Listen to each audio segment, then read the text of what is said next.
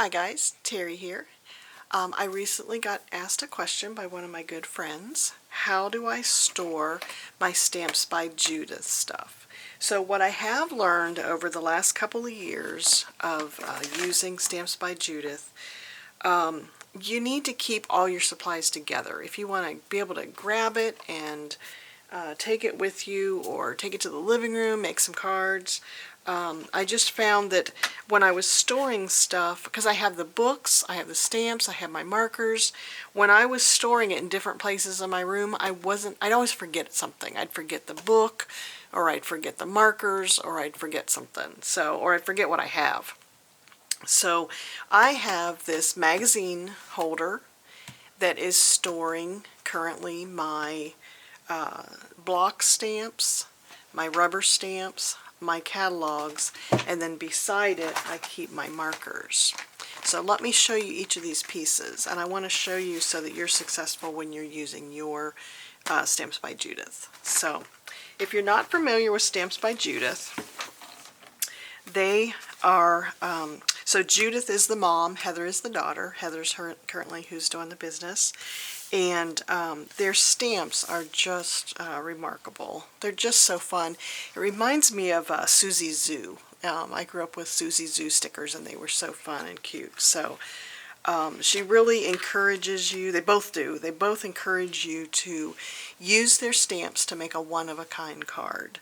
So they've got all the little ingredients for you to put together something fun and collect all the different stamps. So they just have, you can see they kind of have the base items, and then you can build on it and collect your pieces. So let me show you some of my pieces. They've got two catalogs. They've got the big thick one and then this one here. Here's some of my samples. So you just have to practice with them to get better with them. But like here's an Easter one, and they've just got such cute little well, I'll show them to you. But it just takes time playing with them, learning how to use your watercolor markers and your inks, and they've just got the cutest ideas. So I keep my books together, and then here's how I keep my watercolor markers. I bought some of these Ziploc bags on Amazon, and I'll have a link on my blog post to the products that I show. So I've got my watercolor markers in here. I've got both Tombow and then some of these Zig color brush markers. These are used to color on the markers. So you color with different colors. Like for example, if there's a flower stamp, you might do the flowers in purple and then the stems in green. So it's handy to do those on top of the markers. On top of the stamp, so you can stamp. And then I made this little grid just in an Excel spreadsheet. So I turned the lines on the Excel spreadsheet, and then I did, knowing the color families that I had, I just labeled them by red, blue, yellow, orange, green, and then I put the numbers on there, and then I did a second line of rows for me to just take my marker and draw a line. Because a lot of times the marker isn't exactly the color of the lid.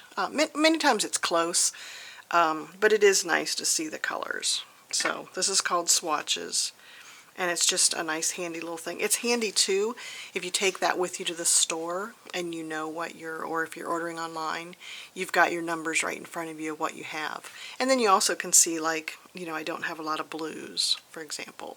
So, so this is just a handy little, so I'll have this template on my blog post too. So I keep all my markers together. You might not just use markers, you might stamp with an ink pad, so I would have my ink pads handy too. And then I recently got something from Gina K in this great big plastic case, and I thought, oh, that would be great to arrange my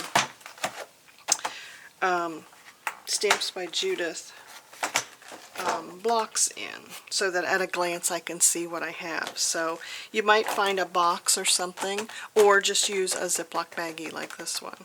So in here I've got my block stamps. I've kind of stopped buying block stamps. I'm starting to buy more of the cling stamps. But I thought it was handy to have like the pails and the glasses and the pots and the baskets, the ones that you would use a lot. I've kind of got those as blocks so that those are quickly, I can stamp those quickly.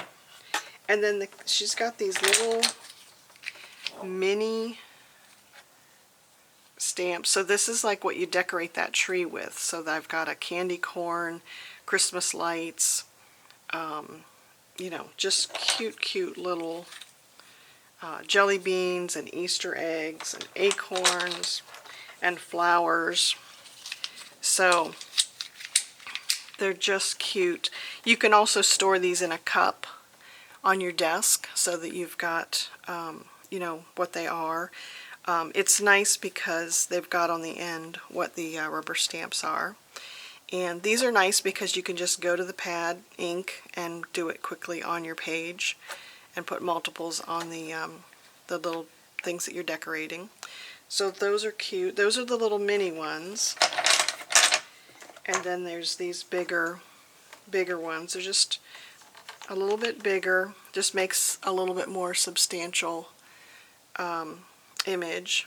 These dots are really handy because it's amazing when she just adds, she does the drawing and then she adds these dots around it, and it just makes it just really, just add some color to it. So love those.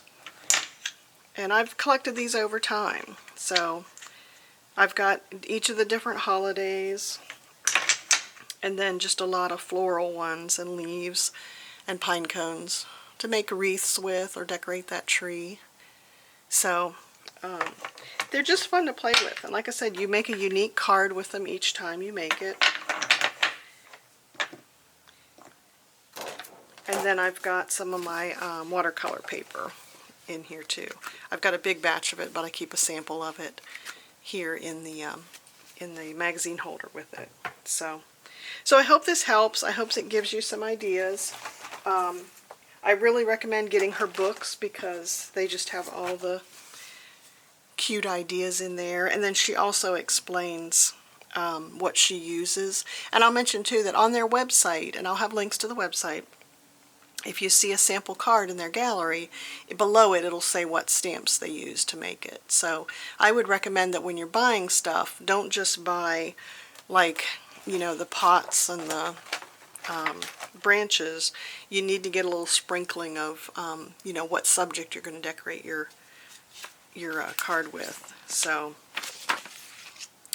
there's the Christmas tree one with the Christmas lights, and then look at this cute little plug.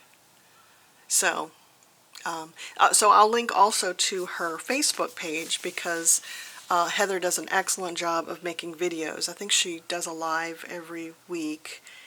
I want to say it's Friday night, but I'll link to that too. But she's got, you just watch her make it, and she makes it look so easy. It does take practice, but I think by watching her videos, it really inspires you, and you see all her little tricks. So she's got all kinds of tips on how she makes the little scenery and what she adds. It's just amazing, those little dots, what it adds to the picture. So she's just got all that. She always puts samples on Facebook of things that she made and then the colors that she uses. She sells the markers on her website too, so that's handy. And like I said, when she's got her sales and stuff, I just order another little smattering of them. Oh, I didn't mention the cling stamps. So she also has them available in the cling, rubber cling stamps. Like here's the tree. You just have to put these on a block or in your MISTI, which is no problem. And she's just got the cutest things. I store these all in a little plastic envelope. I think these are made by Avery L. And I usually just spread them all out over the table when I'm making them, and That way I've just got them in my bag and pull that whole pouch out. This one's cute. I love her lettering on her sentiments too. This one says "Wild About You." So she's got a variety of stuff. Sometimes it's greenery, sometimes it's flowers. Here's a sunflower. Like I said, her website is awesome because it has samples, cards in the gallery, and then she shows you what you need to make it. So if it was me starting out, I would go to the gallery, see a few cards that I like, and then get the ingredients for that type of card. So there's also another company called Art Impressions, and theirs is very similar. Here's an example of theirs. So they've got the pieces and parts too that you decorate. And what they stress with theirs is you stamp it with your different colors. You know, use your marker to ink up your stamp it on there, and then they use a watercolor brush to just do like a little water brush, or just a little cup of water and a small paintbrush. But then you just dab it on here and kind of spread that color out so it looks like you watercolored it. So that company is called Art Impressions, and I'll have a link to their stuff too. But very similar concept. So I love them both. They're both, I would say that Judith's are more whimsical, and then the Art Impressions are more, you know, like you painted a watercolor painting. So very cute. And I keep those all, I keep them all together in my little pouch here.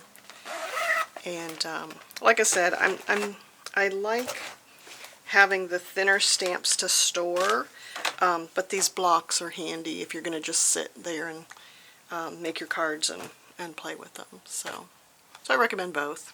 But so hopefully that tells you how to tells you a little bit about Stamps by Judith, and how to store the items and get inspired. So I'll have all the links on my blog posts. If you haven't subscribed, please subscribe. I like to show content about making cards, scrapbooking, and quilting, and organizing all the stuff to go along with it. So I will talk to you soon. Have a great day.